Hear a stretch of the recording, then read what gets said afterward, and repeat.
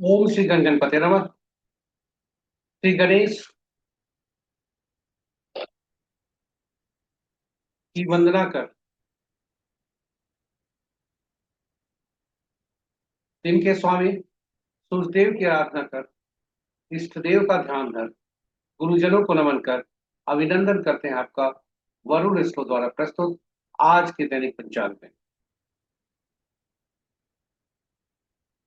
यह दैनिक पंचांग 5 भागों में नित्य प्रस्तुत हुआ करता है और इसके पहले भाग का लघु रूप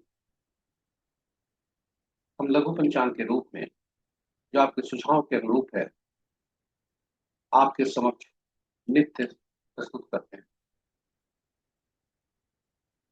इसमें डेटा जो भी प्रयुक्त हुए हैं पंचांग से लिए गए हैं, छवि गूगल से ली गई है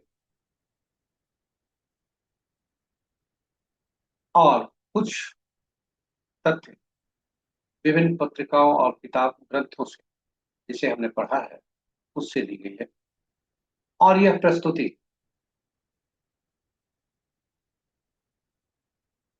आप तक यूट्यूब के माध्यम से पहुंचा पाने में समर्थ। अंक ज्योतिष में विभिन्न जन्म तिथि अगर उपयुक्त हुई है तो वह गूगल से ली गई। तो चलिए, दैनिक पंचांग में जाने के पूर्व, के पहले भाग में जाने के पूर्व, पंचांग की महत्ता को जानने का प्रयास करते हैं। पंचांग हमारे जीवन में कितना महत्वपूर्ण है। पंचांग केवल, जैसा हम समझते हैं, शुभ और अशुभ मुहूर्त जानने का माध्यम नहीं है। यह व्यक्ति के निर्णय क्षमता को सुदृढ़ करता है, हम सबका आत्मबल बढ़ाता है। पंचांग प्रकृति और ब्रह्मांड की ऊर्जा के साथ संतुलित करने में, स्थापित करने में सहायक होता है, जिसके फलस्वरूप हम सबके जीवन में शांति, समृद्धि और सकारात्मकता का संचार होता है। अतः पंचांग का अनुसरण करके हम अपने जीवन को अधिक सफल और समृद्ध बना सकते हैं। तो आइए, पंचांग की महत्ता को देखते हुए हम सब पंचांग का अनुसरण करें और अपने जीवन में शांति, समृद्धि और सकारात्मकता का संचार सुनिश्चित करते हुए जीवन को अधिक सफल और समृद्ध बनाएं। साथ ही साथ साझा करें इस प्रस्तुति को अपने मित्रों, परिजनों और शुभेच्छुओं के संग, ताकि वे भी पंचांग का अनुसरण करके अपने जीवन में शांति, समृद्धि और सकारात्मकता का संचार सुनिश्चित करते हुए अपने जीवन को अधिक सफल और समृद्ध बना सकें।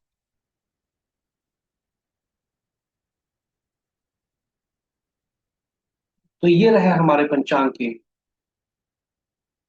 लघु परिभाषा। अब हम आपको इस दैनिक प्रस्तुत पंचांग में, जो 5 भागों में हुआ करता है, उसकी सूची आपके समक्ष प्रस्तुत।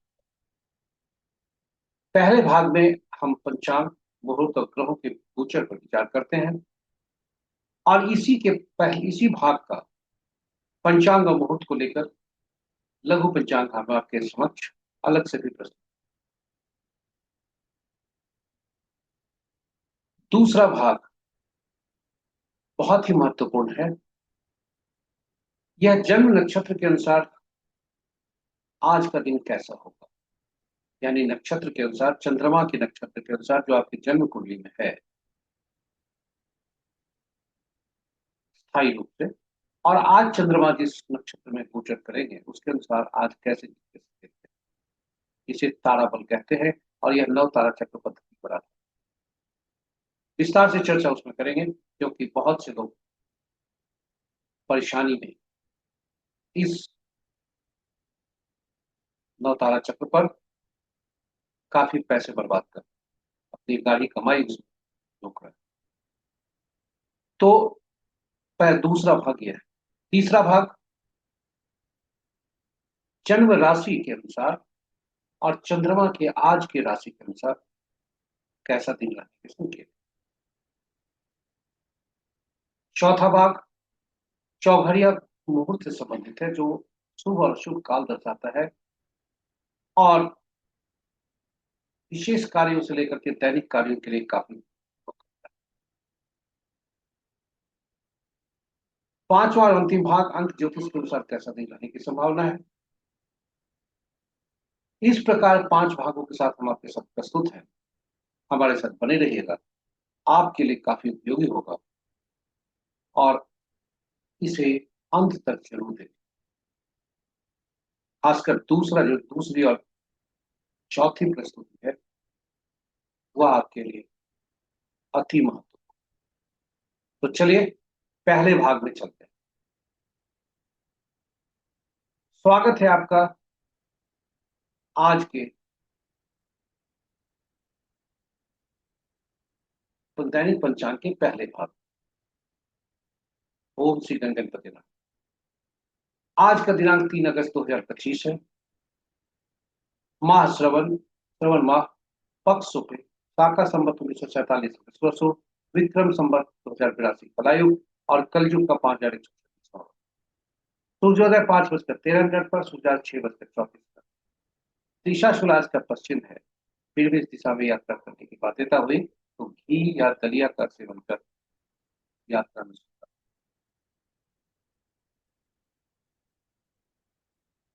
पंचांग के 5 अंग इस प्रकार हैं। तिथि प्रातः 9:42 तक नौमी, उसके बाद जो रिक्ता तिथि के अंतर्गत आता है, उसके बाद दसवीं जो पूर्ण तिथि के अंतर्गत आता है। नक्षत्र प्रातः 6:35 तक विशाखा, उसके बाद अनुराधा। योग प्रातः 6:24 तक शुक्ल और उसके तत्पश्चात व्रत। करण प्रातः 9:42 तक कौलव, तत्पश्चात रात्रि के 8:34 तक तैतिल और फिर व्रत। तो ये रहे पंचांग के 5 अंग। महत्वपूर्ण मुहूर्त में जाने के पूर्व भोलेनाथ को नमन करते हैं और यह देखने का प्रयास करते हैं कि आज भोलेनाथ का वास कहाँ है। जय भोलेनाथ।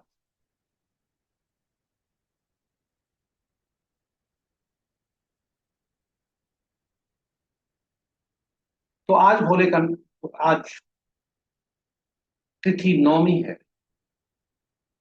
और जब तक नौमी तिथि है यानी प्रातः 9:42 तक वे गौरी के सानिध्य में है, जो कि शुभ व्रत।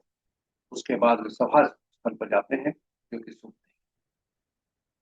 जय भोलेनाथ। महत्वपूर्ण मुहूर्त में अभिजीत मुहूर्त इनके 11:29 से 12:22 तक।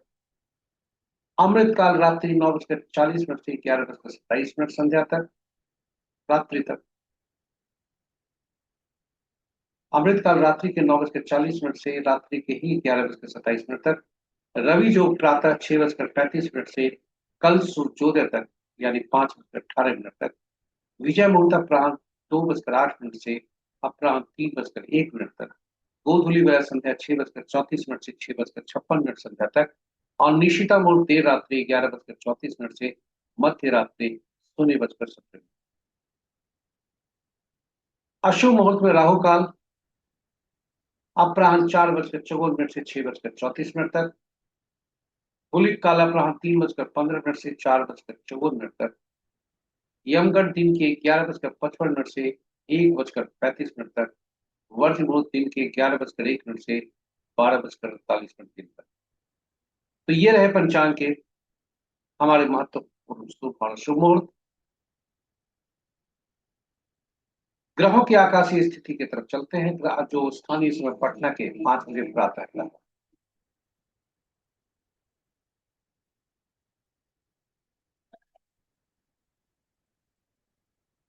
अंश के अनुसार चंद्रदेव और मंगल देव कमजोर हैं, क्योंकि चंद्रदेव अभी वृश्चिक राशि में आकर नीच हुए हैं और 2 अंश के मात्र। मंगल देव 3 अंश। शेष ग्रह राहु और केतु को छोड़कर मजबूत स्थिति में है। बुध देव बकरी चल रहे हैं और अस्त भी हैं और शनि देव बकरी चल रहे हैं। तो इस प्रकार राशि के अनुसार यदि देखें तो मित्र राशि में 3 ग्रह, शत्रु राशि में 4 ग्रह, सम राशि में 2 ग्रह है और अपनी राशि में कोई भी ग्रह।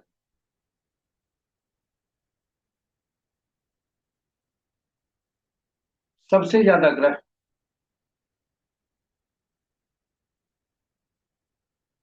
बुध की राशि में है, 3 ग्रह बुध की राशि में है,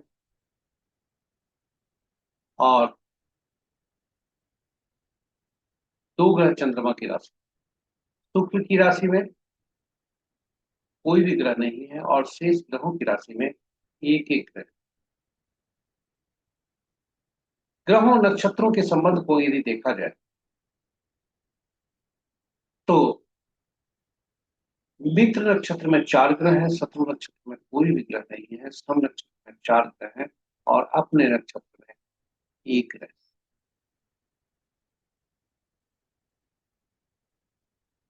और वे शनिदेव अपनी अपने नक्षत्र में भ्रमण करते। बृहस्पति और राहु आपस में नक्षत्र परिवर्तन कर रहे हैं, क्योंकि बृहस्पति राहु के नक्षत्र में और राहु बृहस्पति के नक्षत्र। केतु चंद्र मंगल 3 ऐसे ग्रह हैं जिनके नक्षत्र में कोई भी ग्रह नहीं है, और शेष ग्रहों के नक्षत्र में राहुदेव और शनिदेव के नक्षत्र में 2 2 ग्रह हैं, और शेष ग्रहों के नक्षत्र में एक एक ग्रह। तो ये रहे हमारे पहले भाग की प्रस्तुति। आपको दूसरे भाग में हम ले चलते हैं, जो नक्षत्र के अनुसार आज कैसा दिन रहने की संभावना है यह बताता है। यानी चंद्रमा जिस नक्षत्र में जन्म भूमि में है, और चंद्रमा जिस राशि में भ्रमण कर रहे हैं नक्षत्र में, उसके अनुसार कैसा दिन संभव। इसे तारा बलम कहते हैं। यह तारा बलम 9 तारा चक्र पद्धति पर आधारित है, और 9 तारा चक्र पद्धति जातक के पूरे जीवन काल के बारे में बताता है कि कौन से नक्षत्र, कौन से ग्रह आपके लिए शुभकारी हैं या शुभकारी। और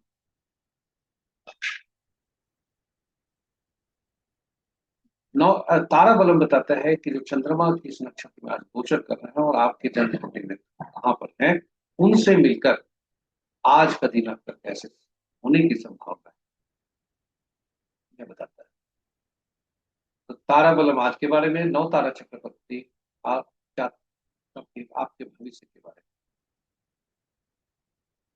9 तारा चक्र पद्धति पर हम अलग से वीडियो प्रस्तुत करते हैं, आप यूट्यूब में जरूर देखें, वह आपके लिए ज्ञानवर्धक होगा और उपयोगी।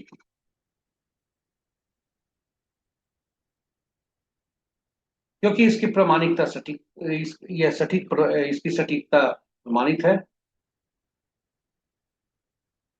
और 9 तारा चक्र पद्धति से हम यह जान सकते हैं कि किस दशा महादशा का फल कैसा होने वाला है। और जब हम अग्रिम में जान जाएं कि यह अवधि हमारे लिए बहुत ही बेहतरीन होंगे, शुभकारी होंगे, तो हम उस अवधि को में ज्यादा से ज्यादा शुभता ले सकते। शुभ कार्य के लिए उसका उसी दशा महादशा में शुभ कार्य कर सकते हैं, जिससे शुभ तौर पर ही। और जो अवधि हमारे लिए अशुभकारी है, चुनौतीपूर्ण है, उसके लिए मानसिक रूप से हम तैयार होते हैं और कोई भी शुभ कार्य उसमें नहीं करने का प्रयास करते। इसी तरह से जन्म कुंडली में, हमारी जन्म कुंडली में ग्रह बहुत अच्छी अवस्था में हो सकते हैं, किंतु 9 तारा चक्र पद्धति के अनुसार अच्छी स्थिति में नहीं है, तो शुभ फल कहां से दें। पूरे जीवन पर्यंत हम किसी न किसी से मिलते हैं और मिलते ही रहते हैं, रिश्ते बनते हैं, रिश्ते टूटते हैं। कारण क्या है? हम पार्टनरशिप व्यवसाय करते हैं, कभी लाभकारी होता है, कोई पार्टनरशिप हमारे लिए बहुत ही अलाभकारी हो जाता है। कारण क्या है? और अगर हम जानने की कोशिश करें तो 9 तारा चक्र पद्धति आगे से ही बता देता है कि आपका बिजनेस पार्टनर या आप जिससे संबंध है, जो भी व्यक्ति आपके संपर्क में आया है, वह आपके लिए क्या फल लेकर आया है, संकेत क्या मिल रहे हैं, कैसे आपका जन्म नक्षत्र और उसके जन्म कौन से ऐसे नक्षत्र के जन्मे व्यक्ति ऐसे हैं जो आपके लिए बहुत ही अलाभकारी हो सकते, वह भी आपको बता।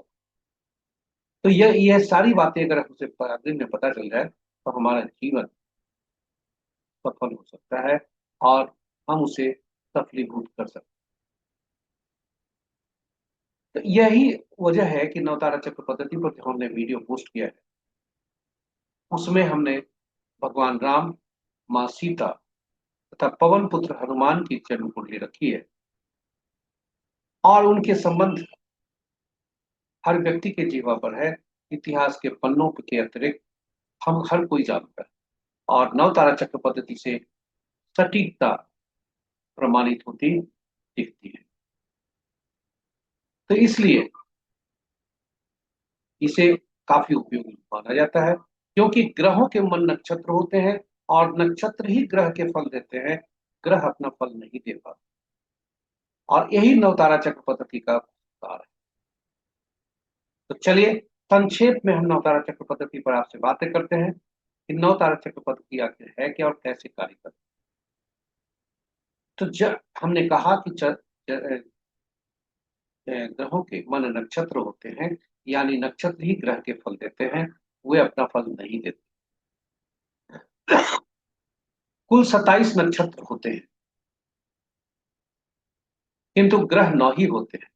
तो कैसे, कौन से ग्रह या कौन से नक्षत्र किसके, कौन ग्रह के फल देंगे या कौन से ग्रह से का फल किस नक्षत्र से मिलेगा, इस प्रक्रिया को करने के लिए सभी नक्षत्रों को 3 श्रेणियों में बांटा गया उनके क्रमानुसार। पहला से 9वां तक एक श्रेणी में, 10वां से 18वां तक दूसरी श्रेणी में और 19वां से 27वां तक तीसरी श्रेणी। ये नक्षत्र हुए। और ग्रहों को ग्रहों को महादशा के क्रम में रखा गया। पहला ग्रह केतुदेव बने, दूसरा शुक्र बने, तीसरा सूर्य, चौथा चंद्रमा, पांचवा मंगल, छठा राहु, सातवां बृहस्पति, आठवां शनि और नौवां बुध।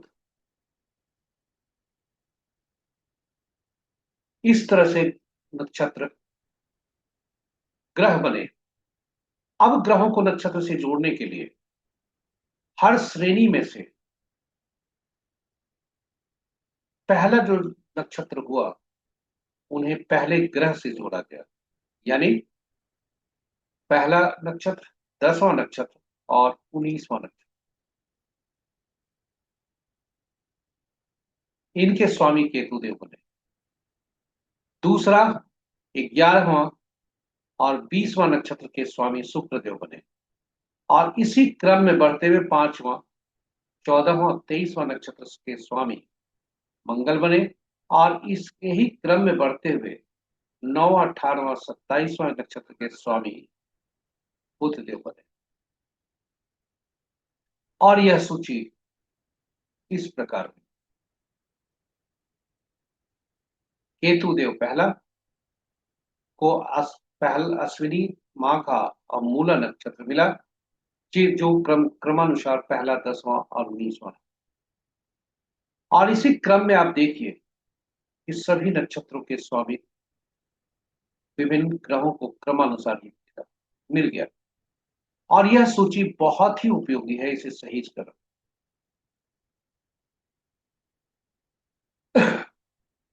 बाद में आपका उपयोग करते समय आपको याद हो जाएगा, किंतु यह काफी उपयोगी है। अब यहाँ इसका फलित कैसे करते हैं यह बहुत महत्वपूर्ण है, यहाँ ध्यान देंगे। मान लीजिए किसी व्यक्ति का जन्म चंद्रमा के नक्षत्र में यानी रोहिणी, हस्ता या श्रवण में हुआ है, तो उसका जो पहला ग्रह गिनती होगी वो चंद्रमा से होगी, यानी जन्म नक्षत्र स्वामी उनके चंद्रमा में। और यहां से गणना आरंभ होती है। याद रखें, केतु से गणना शुरू नहीं होती, चंद्रमा से शुरू होती जहां जिस नक्षत्र में इसका जन्म है उनके नक्षत्र स्वामी कौन बनते हैं। यानी रोहिणी, हस्ता और श्रवण नक्षत्र के स्वामी चंद्रमा होते हैं, और यहीं से गणना आरंभ होती है। और यहां से आप गणना आरंभ करें तो पहला ग्रह तो चंद्रमा बने जो मिश्रित फल देते हैं, दूसरा मंगल बने, चौथा बृहस्पति बने, छठा बुध बने, आठवां शुक्र बने और नौवां सूर्य बने। ये ग्रह जातक के लिए शुभकारी होते। वहीं इसके विपरीत पहला ग्रह, तीसरा ग्रह जो राहु बने, पहला चंद्रमा बने, तीसरा राहु बने, पांचवां शनि देव बने,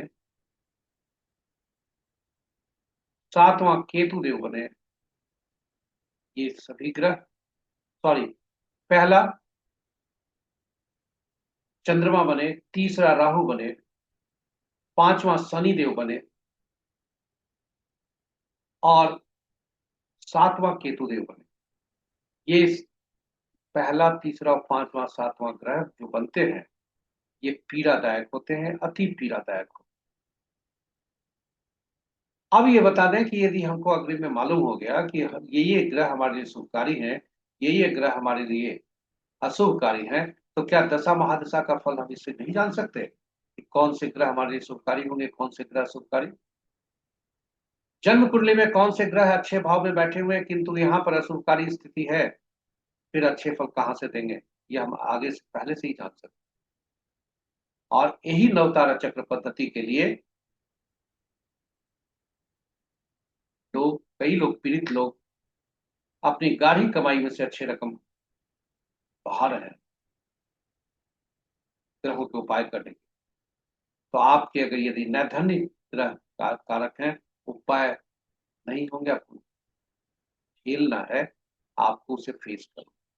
तो इस प्रकार पहला ग्रह आप देखें फलित कैसे होते हैं। पहला ग्रह जन्म ग्रह बनते हैं जो कि शुभकारी नहीं होते, मिश्रित फल देते हैं। तीसरा विपत्त अशुभ फल देते हैं। पांचवा प्रत्यय होते हैं, अशुभ का फल देते हैं, बाधा करते हैं। सातवां नैधन्य होते हैं, ये भी अशुभ देते हैं और अति पीड़ा देते हैं। अब आप यही देखें कि दूसरा, चौथा, छठा, आठवां, नौवां ग्रह शुभकारी हो। और यही नवतारा चक्र पद्धति का सार है। जन्म ही मिश्रित फल देते हैं। मिश्रित फल का तात्पर्य यह है कि कुछ अंश सुख के हो सकते हैं लेकिन ज्यादा अंश परेशानी के हो सकते हैं। इसलिए जन्म को अशुभ स्थिति में ही रखा जाता है। तो पहला, तीसरा, पांचवा, सातवां ग्रह अशुभकारी, ये याद रखें। और इसके बाद हम आपको आज ले चलते हैं। इस इस प्रकार नवतारा चक्र पद्धति की उपयोगिता काफी अधिक है और आप भी अपने नवतारा चक्र को पहचान कर अब कैसे उसके फलित होंगे यह आप जान सकते। इसी क्रम में जैसे हमने आपको बताया था कि यदि जातक का जन्म चंद्रमा के नक्षत्र में हुआ है तो उदाहरण स्वरूप कह रहे हैं कि तीसरा जो ग्रह बनते हैं वो राहु बनते हैं। तो आद्रा, स्वाति और शतभिषा नक्षत्र में जो व्यक्ति का जन्म हुआ हो, पूष शनि भी पांचवा बनते हैं, पूष अनुराधा उत्तरा भाद्रपद में जिस व्यक्ति का जन्म हुआ हो, अश्विनी माघ और मूला के नक्षत्र में जिस व्यक्ति का जन्म हुआ, ये सभी नक्षत्र वाले व्यक्ति आपके लिए समस्या कारक।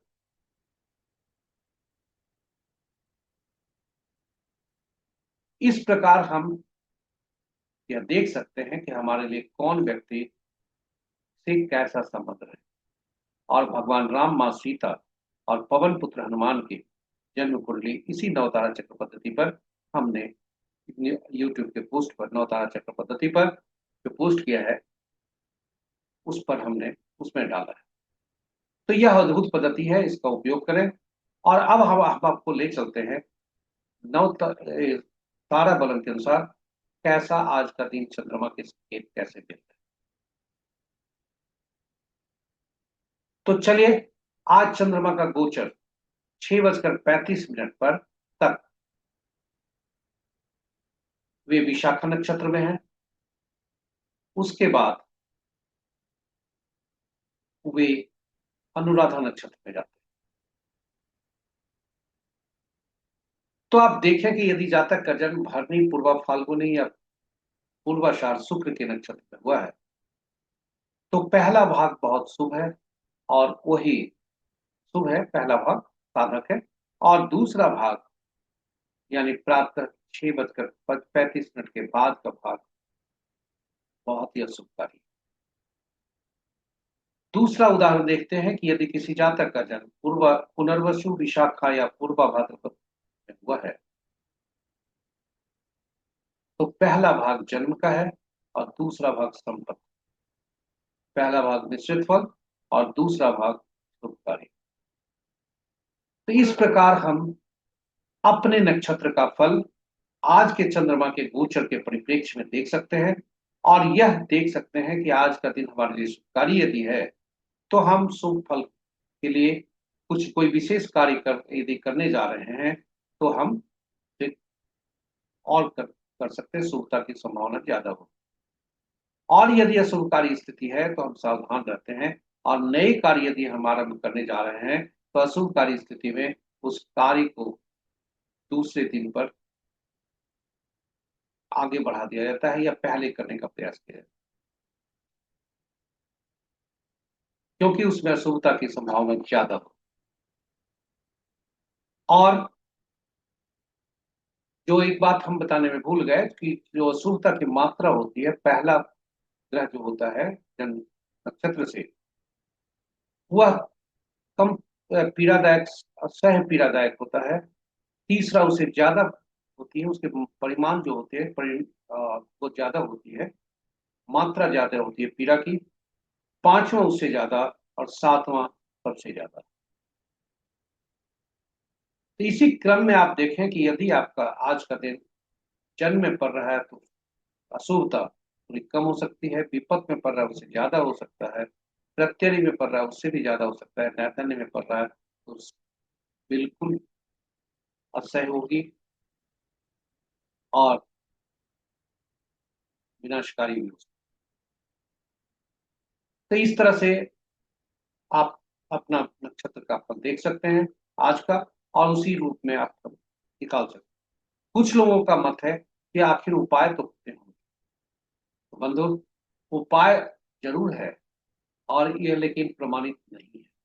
यह किसी किताब में कहीं से हमने पढ़ा है, और इसलिए आपके समक्ष हम प्रस्तुत कर रहे हैं। किंतु हम आपसे को इस बात का से भी अनुरोध कर रहे हैं, आग्रह कर रहे हैं कि रिस्क नहीं लें, क्योंकि इसकी प्रमाणिकता कहीं भी किताबों में नहीं मिली। तो आज इसका उपाय के तौर पर, जिनको आज एकदम स्थिति में काम करना ही है, तो जन्म तारा में यदि आज का दिन आपका पड़ रहा है, तो पीला कद्दू पत्ते वाली सब्जी का दान करें। विपत में पड़ रहा है तो गुड़ का दान करें। प्रत्यरि में पड़ रहा है तो नमक का दान करें। और नैर्धन्य में कर रहा है तो पुनः उसे और खराब स्थिति होगी, त्याज उसको त्यागे। मजबूरी फिर भी हुई अति मजबूरी, तो तिल सहित स्वर्ण का दान करें।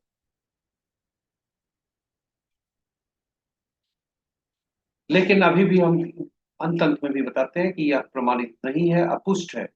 इसलिए उपाय आपके लिए हितकर होगा या नहीं, यह हम नहीं कर सकते। तो चलिए, ये रहा नवतारा चक्र पद्धति और तारा बलम पर विशेष प्रस्तुति।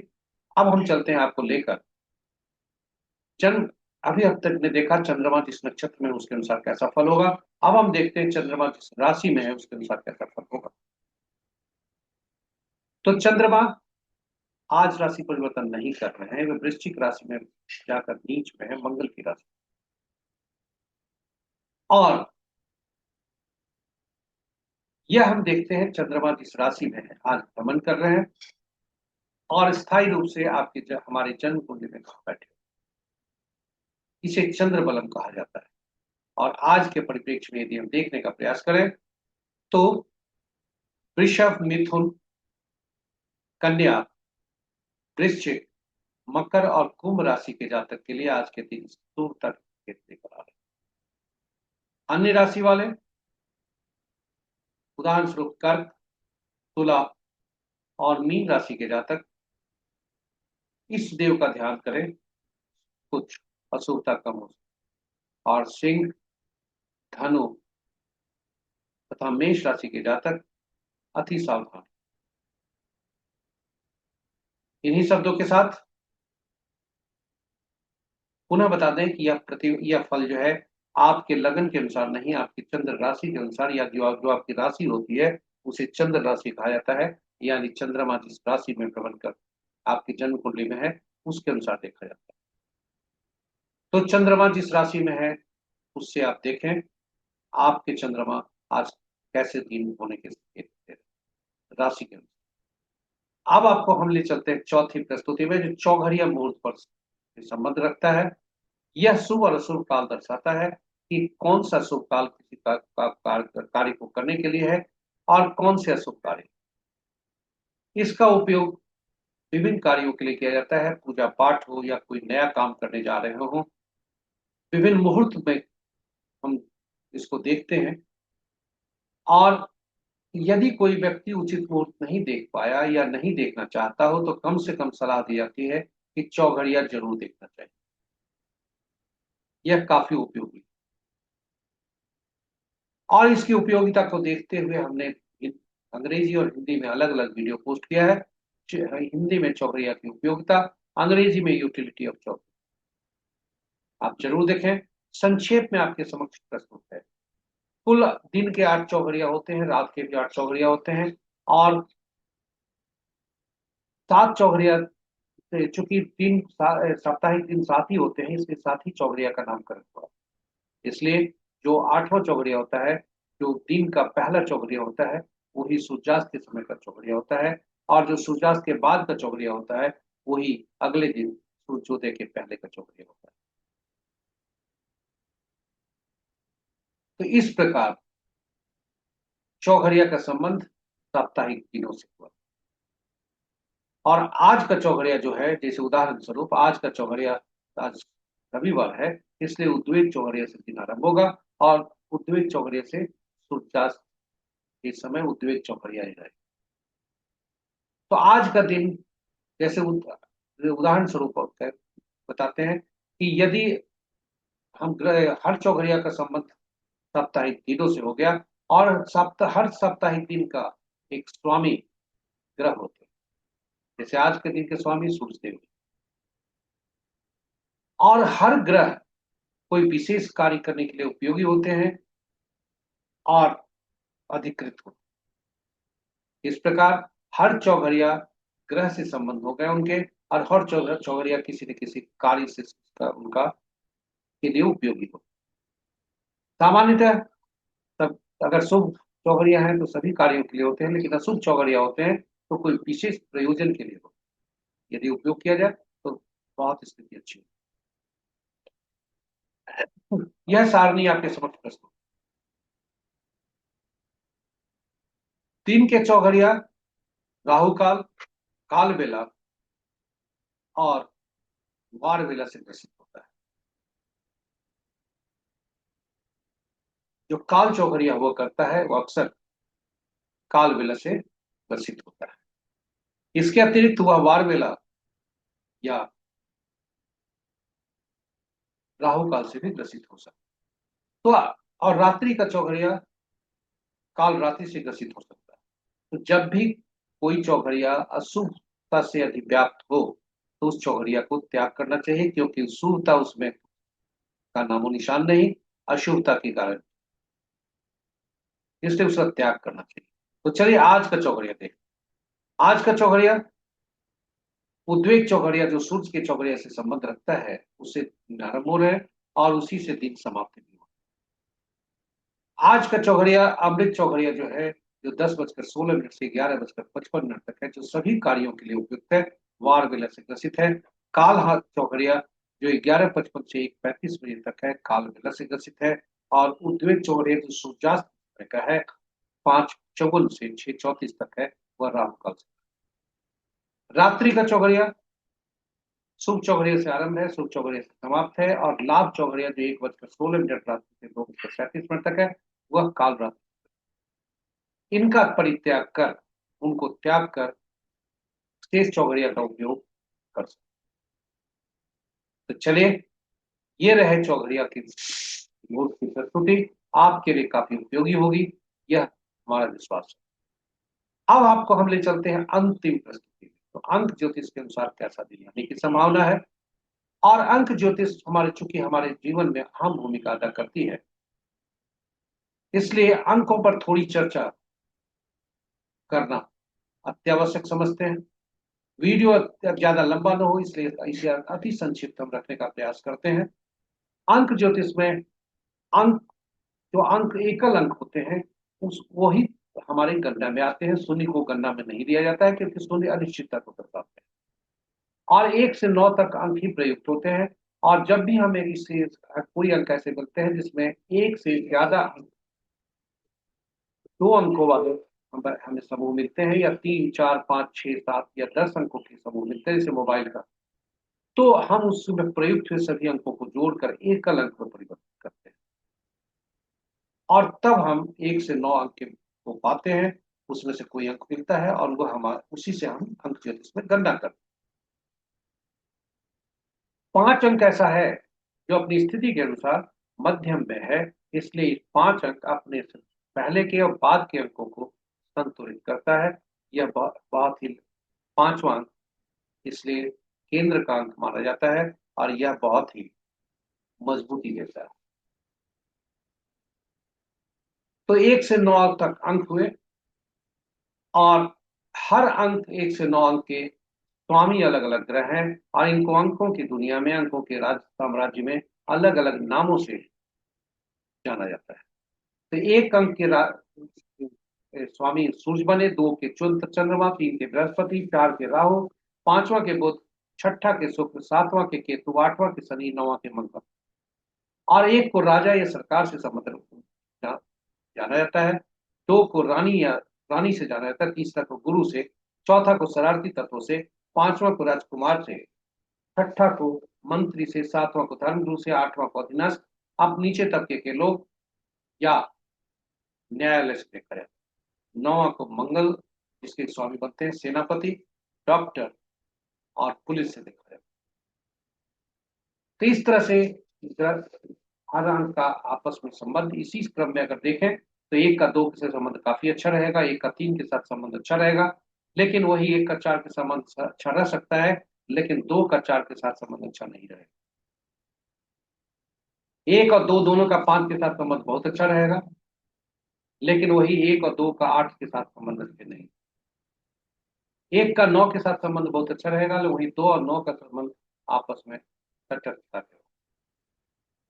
इस प्रकार और 8 और 8 का संबंध आपस में खराब होगा, 7 और 7 का संबंध भी आपस में खराब होगा, 9 का 9 का संबंध खराब होगा। इस तरह से हम अंकों का संबंध देख सकते हैं। ऐसे यह सूची हम आपके लिए अलग से प्रस्तुत अभी करेंगे। अब अंकों के बाद ईश्वर हमारे द्वारा हमें प्रदत्त हुए हैं जन्म तिथि, जो कि हमेशा स्टैटिक रहते, स्थिर रहते हैं, और जन्म तिथि में तिथि, माह और वर्ष हुआ करते हैं। तिथि का योग जब एकल अंक में परिवर्तित करते हैं, वह हमारा जन्मांक होता है, या उसे कहें मूलांक होता है, उसे ड्राइवर भी कहा जाता है। वही जन्म तिथि, माह और वर्ष तीनों को यदि जोड़ देते हैं तो भाग्यांक बनता है। और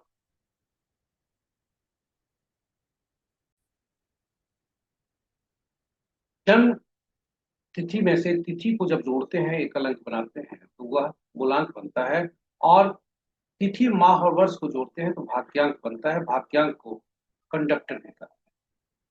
इसी से जब वर्ष को जोड़ते हैं, और जोड़कर वर्ष के अंकों को जोड़कर एकल अंक पर परिवर्तित करते हैं, पुरुष के लिए 11 उसमें से उसे घटाते हैं, और महिला के लिए 4 उसमें जोड़ देते हैं, तो वह हुआ नंबर बनता है, या एंजल नंबर बनता है।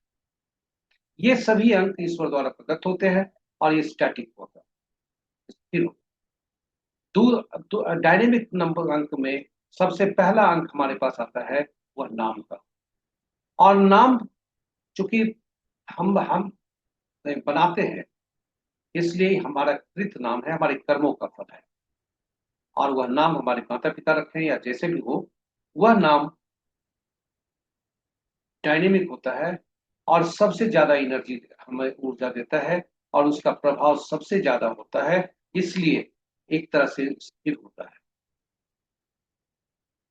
और आश्चर्यचकित होता होगा कि नाम को अंकों में कैसे बदलते हैं। तो नाम हो, गाड़ी संख्या हो, मकान संख्या हो, जहां भी अक्षर प्रयुक्त होते हैं, अंक शब्द प्रयुक्त होते हैं, जिनमें अक्षर होते हैं, तो उन अक्षरों का अंकीय मूल्य होता है और उसी अंकीय मूल्य में उसे परिवर्तित कर हम उसी अंक अक्षरों को या शब्द में जो अक्षर प्रयुक्त हुए हैं उसके अंकीय मूल्य से उसे परिवर्तित कर फिर जोड़ देते हैं सभी अंकों को और एकल अंक में परिवर्तित करते हैं और वही हमारा अंक होता है, जन्म नामांक होता है। और इसी तरह से हम मकान संख्या का भी जोड़ करते हैं, गाड़ी संख्या का भी जोड़ करते हैं, लेकिन सबसे ज्यादा ऊर्जा यही देता है। इसलिए यह जो नामांक होता है और नाम का पहला अक्षर जो होता है वह आपके लिए हर जातक के लिए बहुत महत्वपूर्ण होता है। और यह मूलांक और भाग्यांक यानी ड्राइवर और कंडक्टर का शत्रु नहीं होना चाहिए। मित्र हो, अति मित्र हो तो बहुत फलदायी होता है, लेकिन शत्रु यदि हो गया तो पीड़ा काफी होती है, नंबर इम्बैलेंस होता है। साथ ही साथ हमारे जन्म तिथि में आप देखेंगे, जो जन्म तिथि होती है उसमें कुछ 1 से 9 तक अंक ऐसे होते हैं जो नहीं होते हैं, तो उनके ग्रह जो होते हैं उसकी ऊर्जा हमें नहीं मिल पाती। और इसी से अंकों से हम निकाल सकते हैं कि कौन सा घर का कोना, कौन सी दिशा वास्तु दोष हो सकता है, संभावना बताता है। तो अंकों की दुनिया में यदि आप देखें, यदि हमारा नामांक या मूलांक, नामांक जो है, मूलांक यदि एक या मूलांक या भाग्यांक एक है और नामांक 8 पर गया तो परेशानी हो। उसी तरह दो मूलांक है और 4, 6, 8, 9 पर गया तो वह हमारे लिए परेशानी हो सकती है। उसी तरह एक अगर मूलांक का भाग्यांक है और जो जिस अक्षर का जो अंकीय मूल्य है वो 8 होता है, यदि उस नाम से हमारा पहला अक्षर होता है तो वह हमारे लिए पीड़ादायक। और इसी तरह से हम नाम को शुद्धिकरण करके हम जीवन में सुखता ला सकते हैं। नंबर जो असंतुलित है उसे पहचान सकते हैं और परेशानियों को कम कर सकते हैं। इसलिए उद्देश्य है अंक ज्योतिष को घर घर पहुंचाना, ताकि हर घर में अंक ज्योतिषी हो और आरंभ से ही या जब भी समस्या हो तो उस अंकों को पहचाने कि कौन से अंक हमें कैसा हमें कैसा परिणाम दे रहे हैं। तो चलिए, आज इतना ही। कल हम नए कल आज का दिन कैसा होगा यह हम जानने की कोशिश करें। आज का दिन 3 अगस्त 2025 है। मूलांक इसका 3 बनता है, भाग्यांक 2 बनता है और 3 और 2 के संबंध अच्छे होते हैं। तो आज का दिन वैसे जातक के लिए जिनका मूलांक 1 होता है, यानी 1/10/1928 को जन्म हुआ है, जिनका मूलांक 2 है, 2/11/20 29 तारीख को किसी माह का जन्म हुआ है, जिनका मूलांक 3 है, 3/12/21 30 को जिनका जन्म हुआ है, और जिनका मूलांक 5 है, 5/14/23 को जिनका जन्म हुआ है, उनके लिए दिन शुभता के संकेत मिल रहे हैं। जिनका जन्म 6/15/24 को हुआ है, किसी भी माह का 6 मूलांक होता है, उनके लिए भी दिन सामान्य रहने की संभावना है। 23 अंक वाले जातक, मूलांक 4 वाले, 4/13/22/21 को जन्म हुआ हो, 7 वाले 7/16/25 को जन्म हुआ हो किसी भी माह का, 8 मूलांक वाले 8/17/26 को किसी भी ये में जन्म हुआ है, 9 मूलांक वाले 9/18/27 किसी भी माह का जन्म हुआ है, ये सभी 2 अंक वाले के सब। इसलिए इनके दिन अच्छे होने के संकेत नहीं है। इन्हें ऐसे मूलांक वाले जातक के को पर सावधान रहने की का सलाह दिया जाता है। और वाहन चलाते समय, वार्ता करते समय, इस कहीं से बहस करते समय सावधान रहें, क्योंकि परेशानी हो सकती है। मित्रता परेशानी ला सकती है। आपकी वाणी या आपका जो जो भी कार्य है उसमें कुछ असुविधा आ सकती है, पर सावधान रहने की आवश्यकता है। संकेत ऐसे ही मिल रहे हैं। तो इस तरह से हमारे पांचवें भाग की प्रस्तुति यहाँ पर समाप्त होती है। और आपके लिए हम लेकर आए हैं हर अक्षर का, जो पिछले प्रस्तुति में हमको देना चाहिए था, नाम का कौन सा नाम हम मूलांक भाग्यांक वाले का, किस नाम का पहला अक्षर कौन सा नहीं होना चाहिए। तो धन्यवाद हमारे साथ बने रहने के लिए। और यह प्रस्तुति आप तक यूट्यूब तक पहुंचाई गई। यदि आप पहली बार हमारी प्रस्तुति को देख रहे हैं तो चैनल को सब्सक्राइब करें तथा नोटिफिकेशन बटन को दबाना न भूलें। सभी नए या पुराने सब्सक्राइबर से अनुरोध है कि साझा करें प्रस्तुति को अपने मित्रों, परिजनों और शुभेच्छुओं के साथ, ताकि वे इससे लाभान्वित हो सके और उनके जीवन में शुभता आ सके। उनके लिए भी ज्ञान, उनकी भी ज्ञान वृद्धि हो और उनके जीवन में शुभता आ सके। आपसे अनुरोध है, फीडबैक जरूर दें ताकि हम प्रस्तुति को बेहतर कर सकें। और अंत में पारिश्रमिक के रूप में सही पोस्ट को लाइक जरूर करें। इन शब्दों के साथ हम आपसे विदा लेते हैं। मैं हमारे साथ बने रहने के लिए धन्यवाद। कल पुनः नई प्रस्तुति के साथ हम आपके समक्ष उपस्थित होंगे। तब तक के लिए विदा लेते हैं। सूर्य देव के आशीष कृपा आप पर बने रहे, उनका तेज आप पर बरकरार रहे। यही शब्दों के साथ विदा लेते हैं। जय सूर्य देव।